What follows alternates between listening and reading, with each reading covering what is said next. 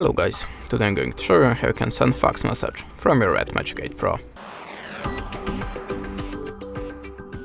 So first open the Play Store, tap on the search bar and look for the Easy Fax app. Install it and open. After that, add up permissions to camera and to the files. Now click on the plus to choose source of the document, like something with the gallery.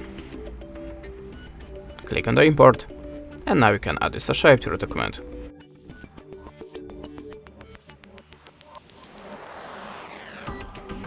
If you already click the arrow icon, and now you can choose the filter for photo to make it more visible. If you already click accept, type the number in this place, choose the country from the list. To show the banner with your free credits, you have to restart the application, and if you need to send the message, just click on this button, and that's it. Thanks for watching, leave us a like or a comment, and goodbye.